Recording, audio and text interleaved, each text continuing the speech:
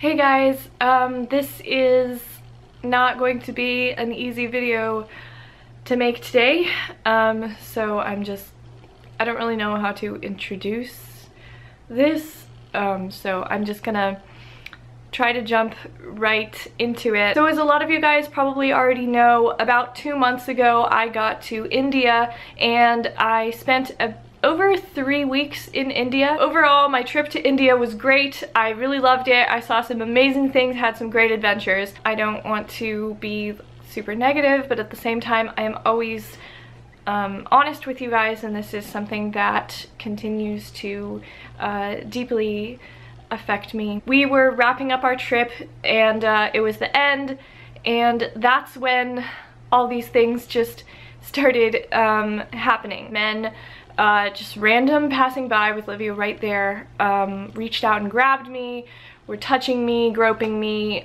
This one guy walking by kind of leaned, like his face was right here, and he just said to me, "I want to fuck you," right into my face with Livia right next to me. So I was kind of already overwhelmed by that. I had a 5-star hotel give out my personal information, my full name, my room number to a stalker. Livia and I checked into a just normal hotel. It was about $10 a night, so it's not like a nice hotel or anything. I'm not saying anything bad about not nice hotels, because that's what we were staying in throughout India and they were great. But we checked into this hotel, and Livia's flight out was a few days before mine because we were going to different places. We're traveling apart right now, and he was leaving 4 days before me. We kind of did have the inclination that it would probably be safer if, when Livia left before me, that they still think he's there. So we tried to kind of sneak him out early in the morning, but they were down in the lobby. They definitely knew that he left, that he was going to the airport, and they knew that I was now in this hotel alone. From that very morning, they started acting completely different to me. At one point, one of them even followed me up the stairs. They called the room, and I know it was hotel employees because this phone is only for hotel use. It's not an actual phone that can call any phone numbers, as I was about to find out later. They called the room and they just said into the phone, "Hey, baby." And I hung up, and they called the room again and just silent, not saying anything, and it was just kind of creepy. The next day, they called my room, and I pick up the phone and they were making sexual noises, breathing, and there's no way that this was just normal breathing into the phone. It was very obvious what type of thing they were trying to, yeah. I was extremely uncomfortable at that point, of course. And it was 2 days before I was supposed to leave. I was in my room, and one of the guys knocked on the door and said, "Hello, open your door." And I thought, no, I'm not opening my door. He came back about an hour later and he banged something really hard against the door. I don't know what, but it made such a loud sound and startled me. And he said, "Open the door. Ma'am, open your door right now." I said, "No, I'm not going to open the door." In India, there are these big switches on a lot of hotels that are outside of the person's door that controls the AC. So the hotel workers can turn on or off your AC from like right outside. So the big switch is like right outside my door, and I hear him flip it off. And it's pretty distinct sound. Like, I knew that he had just turned off my AC. Immediately, he knocks at my door and says, "Hello, the AC is broken. We need to come in and fix the AC. Open the door and I will come in and fix your AC." And I just said, "No, I'm not answering the door." He called the room and again told me I had to open the door because the AC is broken. I told him it's not broken. I know you turned it off. Stopped knocking, but I saw shadows underneath my door. And the shadow underneath my door, like he was right outside my door. And then there were more people that came, and I don't know who, but they would knock and say, open the door. Then they shut off the Wi-Fi and said the same story. They need to come in and fix the Wi-Fi. They kept telling me, open the door, let us in. I knew that they were lying because, you know, the AC isn't broken. I knew that, and all these stories they're telling me. I just felt so certain that if I did open the door, then because they were so desperately trying with lies to get into my room and to get me to open the door, I did feel very certain that if I did, then something very bad would happen, and I still think that it would have.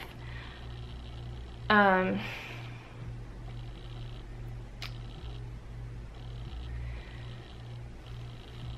thinking about like not even keep making this video right now.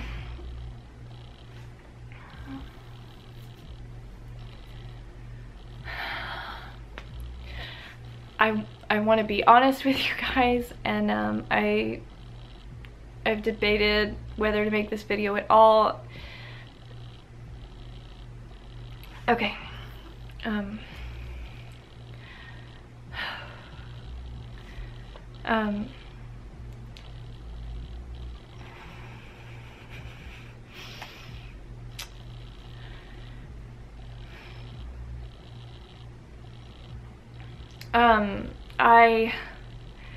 What was I even saying?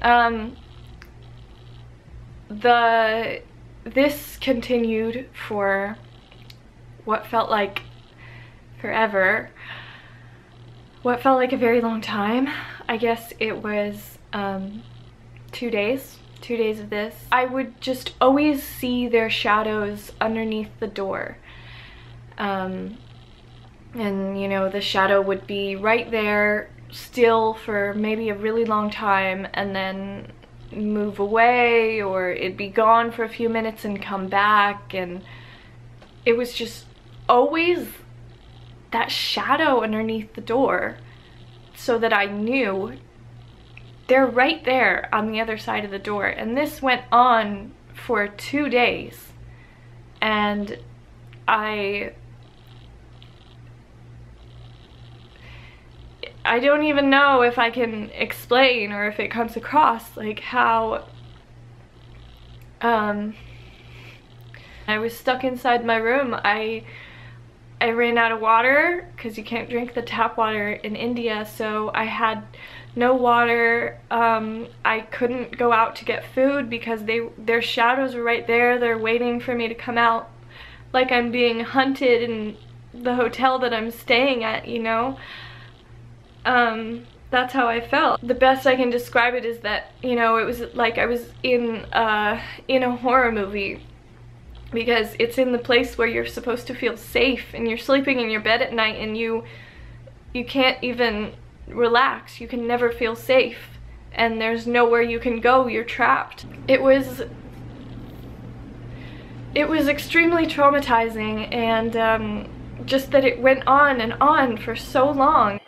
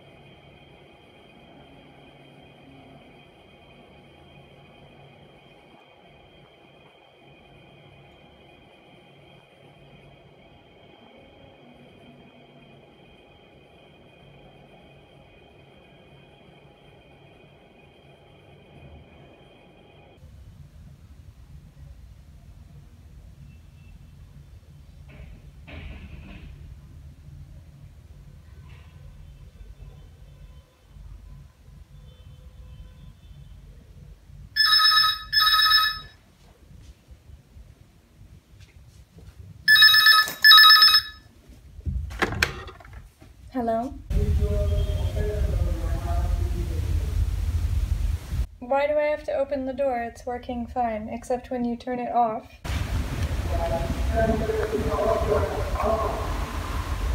It's off because you just turned it off.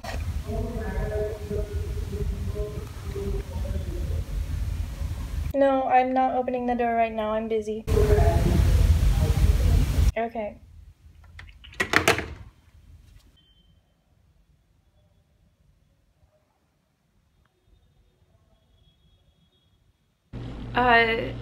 Thankfully, nothing happened beyond everything that did happen.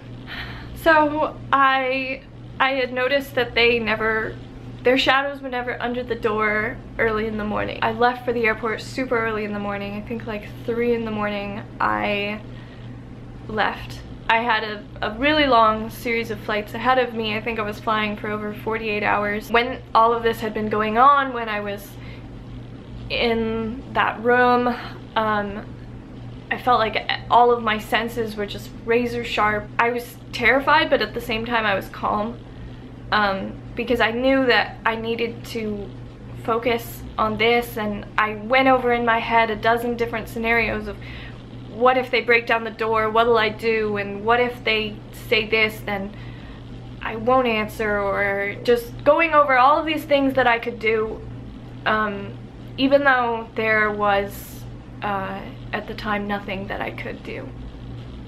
And once I got into the airport, all of that composure just kind of melted away, and I was having panic attacks. I was crying all over the world in different airports. I'm sure a lot of flight attendants thought I was crazy. At one point I couldn't even get onto a plane. I felt like I'm about to be trapped again, and I felt like I couldn't breathe. Then I went on another trip. I was in Guatemala, which was amazing. I thought, you know, okay, this happened. It was very traumatizing, but now I will forget it and I'll just move on and I'll forget it. It just didn't go away, and I didn't forget it. Not at all. To complicate matters, I had a very prestigious project that I was about to do in India, so I was about to fly back, like a dream project for me, and I just felt so proud of myself, and I really did, about this project. I was so excited. When I started traveling, I could not have ever dreamed that I would be working with a company like this on such a project. And you know, I started this channel, I didn't have any idea what I was doing. My first videos are pretty bad, and I just grew because I kept at it, and it's my passion, and I have built this entire channel 100% by myself, and I'm very proud of that. I am. And this project just felt like, you know, my dream project is here, and I worked so hard, and I dreamed so much, and took those dreams and made them into action, and now I'm here. I told them what had happened, and that I did plan to talk about this. I'm not saying anything bad about that company.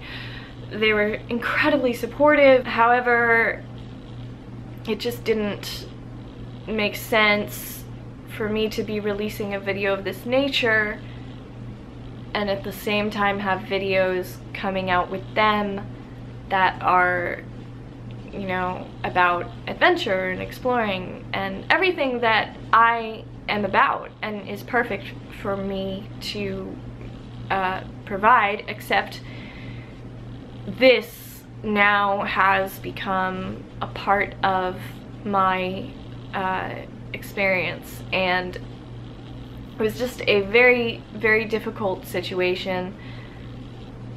And you know, I did think about it, and I was talking to Livia about it. Maybe I should just tell them, you know what, I'm not gonna make this video. I'll just keep completely silent on that. I'm not gonna tell my viewers, and I don't I don't exactly know why, and I still don't know exactly why. That just never felt right. I knew it. I knew that it didn't feel right to leave that out. I didn't want to choose to silence myself. Certainly what I do not want is for now, when I release my India videos in the future, for them to have this negative overtone, because now that I've released this story and let you guys know that this happened, now all of my India videos in the future, you guys are gonna know that, even though this happened at the end. So whatever I filmed in India, whatever videos I will be releasing happened before this. I guess I just need some time to get over this. On one hand, I feel frustrated that I can't just get over it right away, and I think my approach in the beginning was just one of frustration, because I felt like, frustrated, why can't I just forget this? Like, forget it, forget it, forget it. Doesn't matter, I'm gone, forget it. And I couldn't, and I would be frustrated at myself. And then also just feelings of anger for it to continue to affect my life, and for my biggest opportunity that I've ever gotten to be taken away from me. I also have thoughts of, you know, what could I have done differently? Well, maybe if I'd done this, or why didn't I leave when they first started acting creepy, or this or that, or and of course it wasn't my fault. I went to India very prepared. I did a ton of research. There's nothing else that I could have done. You know, I was covered even more than some of the local women were. I mean, I wasn't even showing my elbows or my ankles. Not quite sure how to wrap this up, other than I went through something very traumatizing. And does that mean that I dislike India, that I had a terrible time? No. I really wanted to make some sort of message out of this, and I really believe in transforming negativity into positivity. So I thought maybe put in a message to women about this, even if just to say, you know, you're not alone, and you can talk about it, and you can speak up. And for me personally, I find that speaking out about this is so powerful and important to me. It just feels right. I really don't want this to become anything negative about India. I mean, yes, that is negative, what those people did, of course. At the same time, I met a lot of great people in India. Not all of the guys were like that, obviously. The rest of my trip was great, and no, this doesn't mean that I dislike India. I actually really want to go back, just maybe not right now. But yeah, thank you guys for listening. Hope it wasn't too long.